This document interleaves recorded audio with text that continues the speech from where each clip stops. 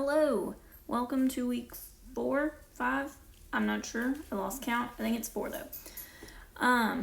We are going to start something a little new. I feel like what I've been posting is a little repetitive and redundant, so we're going to go ahead and start the Gatsby unit. Now, you don't necessarily need the book for this. It can be found for free online. Also, you can find readings of it online. And all the resources you would need. So don't worry about any of that. If you are able to view Google Classroom, you will be able to read along or just listen to Gatsby. So before we do Gatsby, I want to go through a couple of introductory things with you. So the first thing we need to talk about is the time period. So the time period we're in is the modern era. This is between 1900 and 1950. And if you are up on your history, between that era we have the Roaring Twenties, and then the Roaring Twenties eventually lead into the Great Depression. So the Great Gatsby is based on the Roaring Twenties. And we also have this huge contrast within the nation. Alright, so we begin with World War I. From 1914 to 1918. The U.S. does not enter, though, until 1917, and because of the war, America is kind of in this bad place. A lot of people have died, people aren't very happy right now, and they're kind of in this depressed state. I'm a little crooked here. And then here's a quote. It says, World War I destroyed faith and progress. Everything was kind of on hold while the war was going on. So people are a little put out. Okay, then we have this idea of the American dream come about. Now, you've probably heard about the American dream. It's an idea that still stands today. Now, the point of this unit is basically to discover, is the American dream attainable? And we're going to see different texts where authors say it is and other authors say it's not. I'm not going to tell you which way the Great Gatsby goes. That's going to be for you to find out later. So the tenets of the American dream. America is seen as this Eden, like this perfect place. It's a boundless resource of opportunities. Anybody can come here and be successful no matter where they came from, how much money they have, how they grew up. And immigrants see America as this Eden, this place of perfection that's flowing with milk and honey and money. And you can go as high as you want to. You can be as successful as you want to. And America believes that an independent, self-reliant person will always succeed. So anybody who works hard and is independent, they will always, always, always succeed. Now, in the 1900s, some people start to question whether that is still true. Now, we obviously have the Great Depression in 29, which is going to cause people to say, maybe the American dream is not what we thought it was.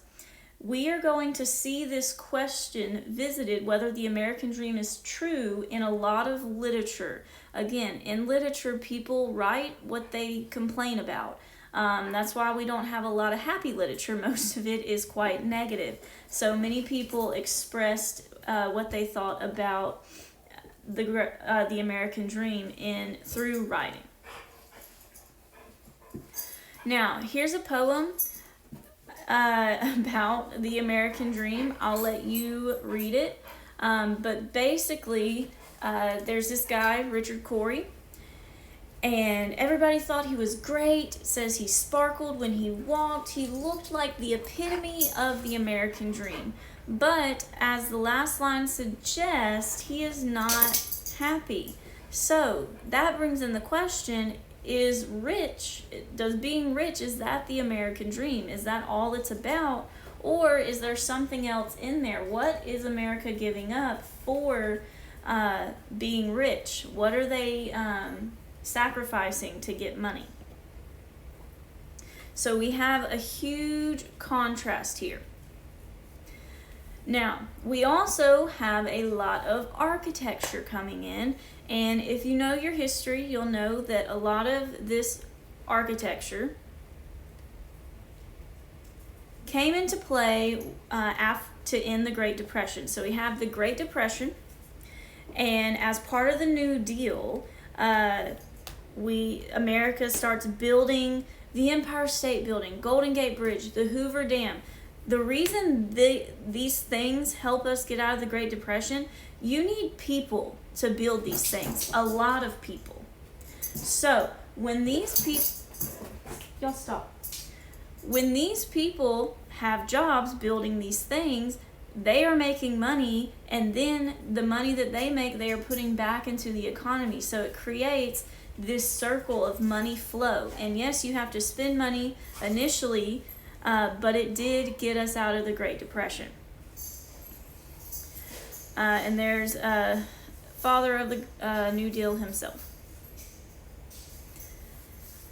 Also, out of the Great Depression came many public services. We get bridges, parks, libraries, thousands of miles of road, all funded by the New Deal. So, because of this, we get recovery in the 40s.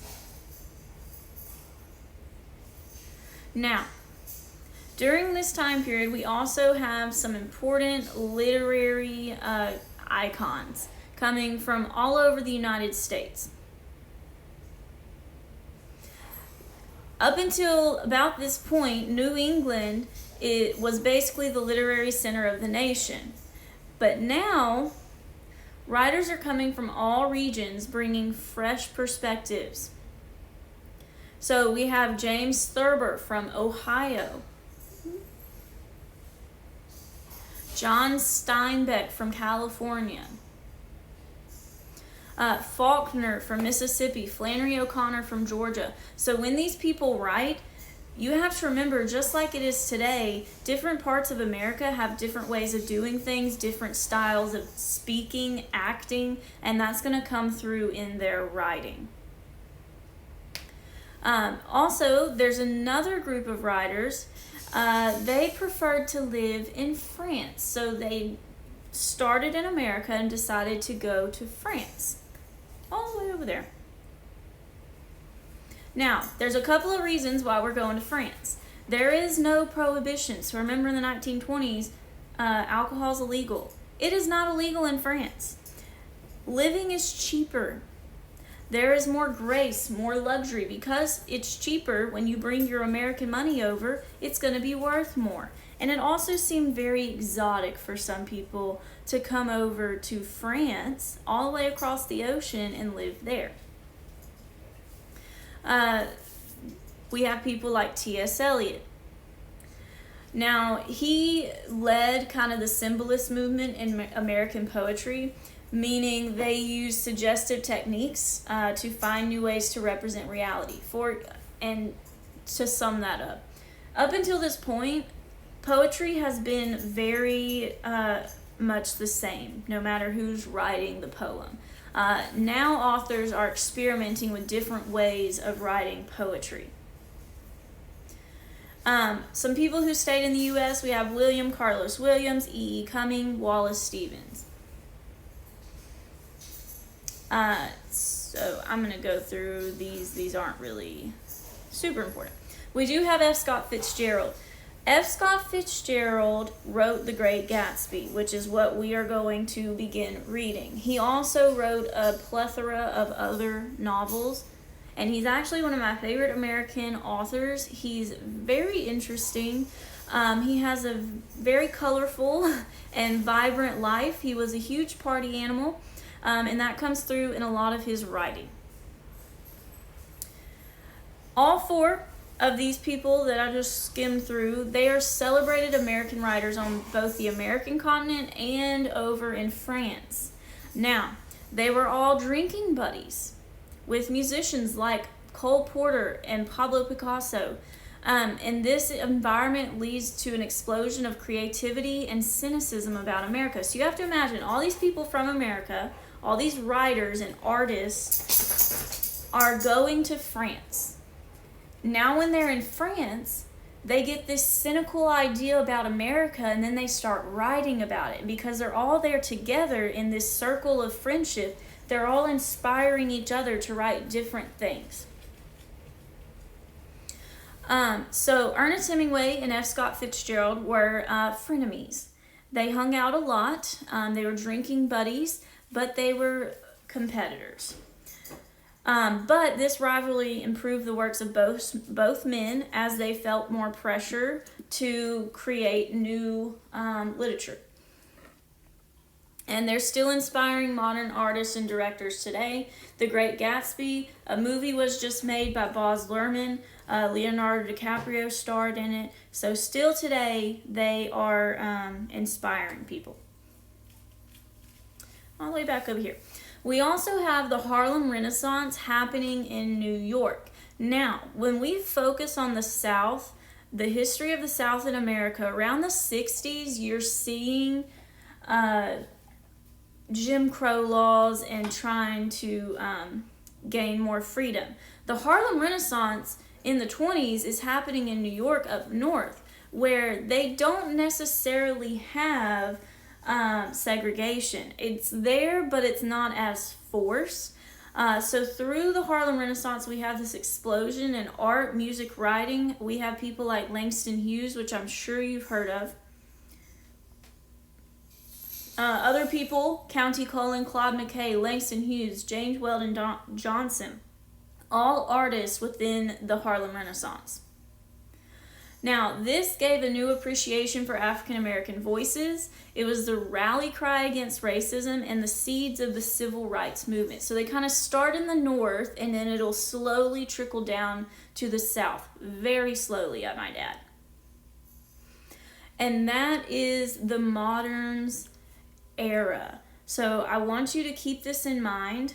What you're going to do this week is just view this PowerPoint, and then we're going to learn a little bit about F. Scott Fitzgerald. I'm going to post a link to a video. It's a biography of F. Scott's life, and I know you think, biography, that's boring. He had a very entertaining alcoholic life. So it's worth the watch. And then with the video, I'm going to attach a Google Doc for you to fill out with questions that go along with the documentary. And that is all for this week. Gatsby's my favorite unit. This is my favorite thing to teach ever. I wish I could be in person and teach this with you all and share the love of Gatsby and F. Scott Fitzgerald. But we will have to do with a separation between us and just go solely online. If you have any questions, let me know. I'm going to post this PowerPoint just by itself too, in case you want to click back through it without watching the video. And then if you have any questions about the biography or the Google Doc, let me know, and we will go from there.